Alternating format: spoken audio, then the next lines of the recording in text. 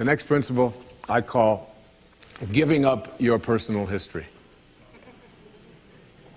And I learned it from a man named Carlos Castaneda, who once said that one day, he said, I finally realized that I no longer needed a personal history.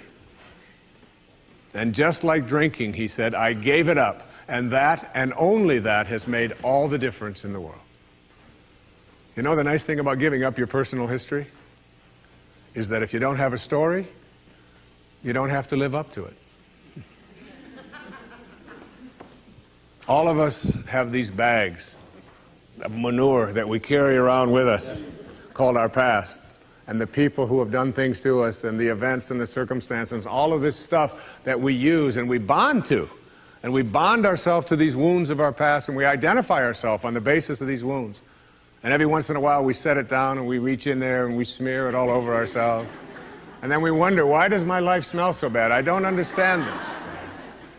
When in fact, the now, this moment, merging yourself into the now, means that you may have been in a relationship. I had a woman from Holland who came over to see me, whose husband had left her after 25 years. She had 4 children, and she just had been on the verge of suicide.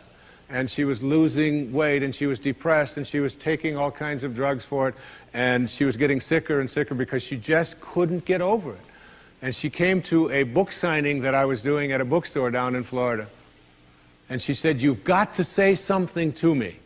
You've got to say something to me that will help me to get over this. And I told her this line. I said, give up your personal history. Merge yourself here, now, into this moment. And those 25 years are something, if you want to understand how to do it,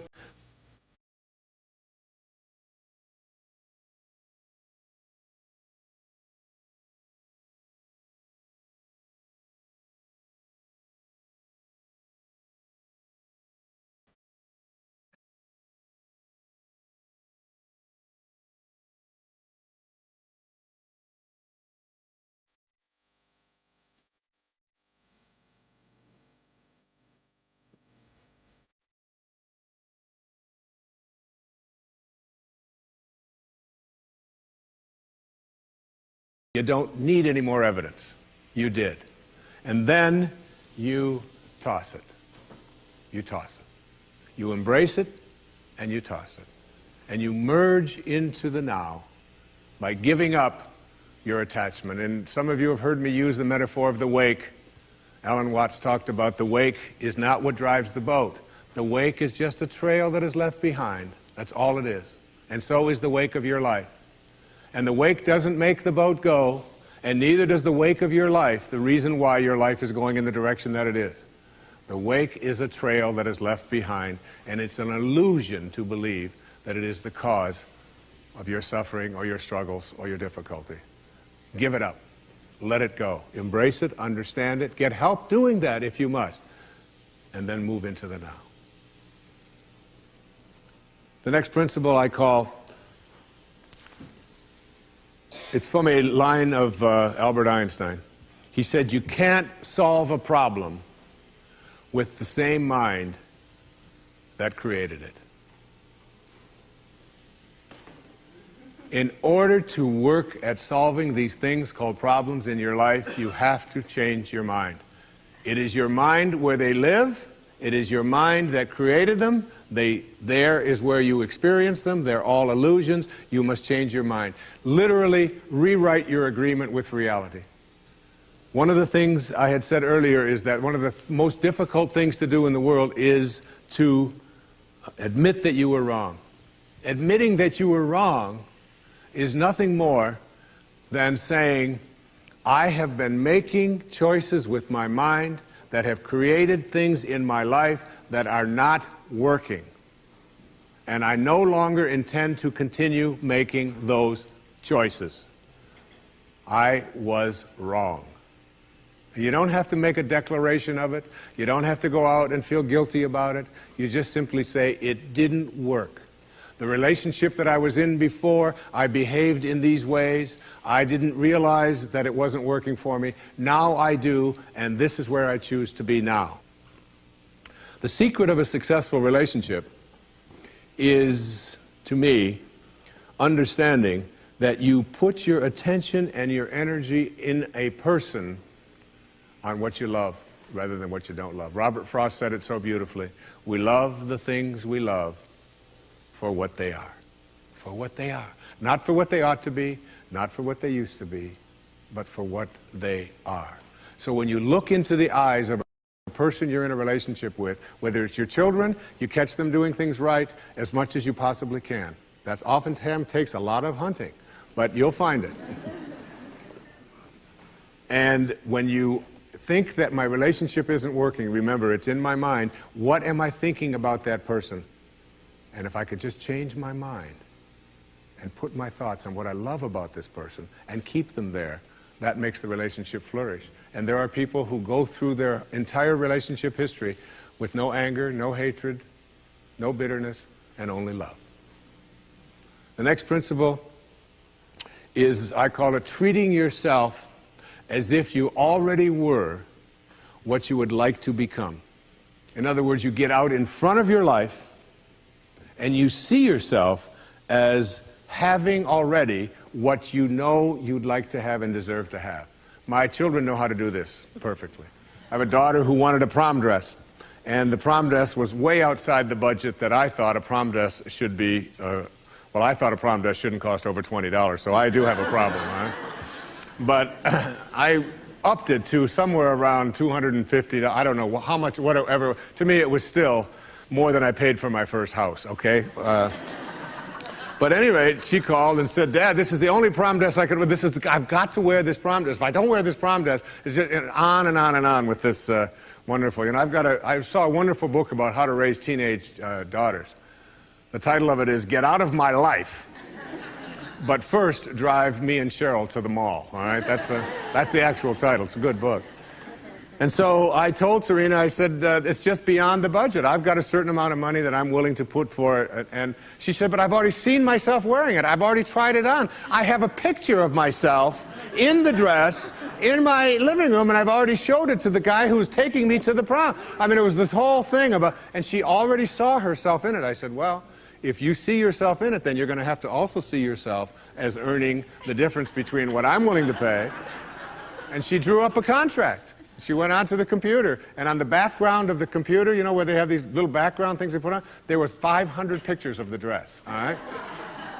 And she signed a contract and said, I'll babysit, I'll do this, I'll do that, and I will pay the difference. And she did, and she wore the dress, because she understood that you treat yourself as if you already are what you'd like to become. There's a genius in you. You have to treat yourself as if you already were that genius. There's something you're completely capable of. See yourself as already there. Then you'll act upon those thoughts, because the ancestor to every action, said Emerson, is a thought.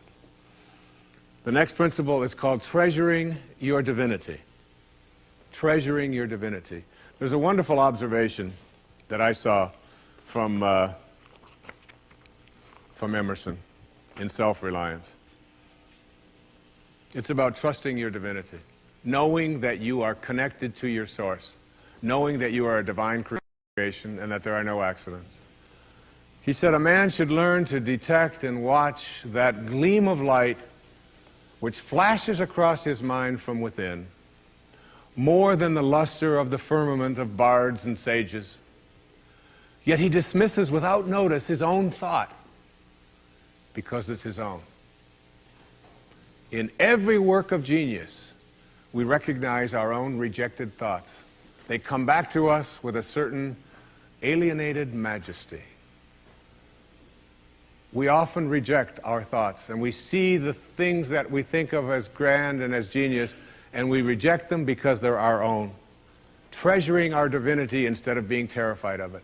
Knowing that I am always connected to my source. There is no way that I cannot, because it is in you, and I am in you, and you are in me, and you can never be separated from it. There is no place that this source is not. It grows everybody's fingernails. It beats everybody's hearts. It digests everybody's foods. It opens all the flowers, and you're always connected to it. And finally, the last principle I call wisdom is avoiding all thoughts which weaken you. You know, every thought has an energy, just like everything else in the universe. And if you have a thought of shame, it will weaken your muscles. And what is your heart but a muscle? If you raise a child to believe in shame and feel ashamed of themselves, every time they think that shameful thought, they will be weakened. And if you have a thought of fear, and if you have a thought of stress, and you have a thought of anguish and anxiety, all of these thoughts and many more are the thoughts that will always weaken you. When you are having a thought that you know is disempowering you, shift it. Shift it to one that is empowering rather than disempowering. And the thoughts that empower are thoughts of neutrality and willingness and love, and ultimately thoughts of divinity. And when you see a troubled person who is out there struggling at the highest level of unity consciousness or God consciousness or spiritual consciousness, you recognize yourself in all that you see. There, but for the grace of God, go I. And I am connected to that person. Changing your thoughts. I appeared on the Tonight Show many years ago, several times, quite a few times. And I remember coming home from the Tonight Show, and I was walking along the beach, and they had taped the show the night before, and I was out for a walk, and a woman who lived in the Northeast stopped me, and she said, "Didn't I see you last night on the, how could you be here?" I said, "Well, I flew the red eye, and I was walking along." And she said, "You know, we're moving down here." She said, "What are the people like here? What's it like?" And I said to her, I said, "Well, what are they like where you live?" She said, "Well," she said, I live in a very big city." And she said, "They're very pushy. And people are not very kind. And they don't have time for you." And she said, "It's really not very pleasant." She said, "That's one of the reasons I'm leaving there." I said, "Well, that's pretty much what you're going to find here." That's basically what the people are like here. On the way back on the same day, someone else who had seen me the night before on the Tonight Show, who had lived in the Midwest, stopped me and asked me almost the same question. She said, "You live here?" I said, "Yes." She said, "Well, my husband and I are moving here and we're looking for a school." She said, "What are the people like here? What's it like here?" I said, "What are they like in Chicago where you live?" She said, "Oh," she said, "it's the Midwest." She said, "People are very friendly, they're open, they open their homes to you, they're very loving, they're very kind." She said, "It's a wonderful place." She said, "I love that, I'm going to really miss that." I said, "That's pretty much what you're going to find here." It's what you expect, it's what you think about that expands. It's what Emerson taught us. The ancestor to every action is a thought. Change your thoughts, and you change your world. Change your expectations, and you change around what you begin to manifest and see showing up in your life.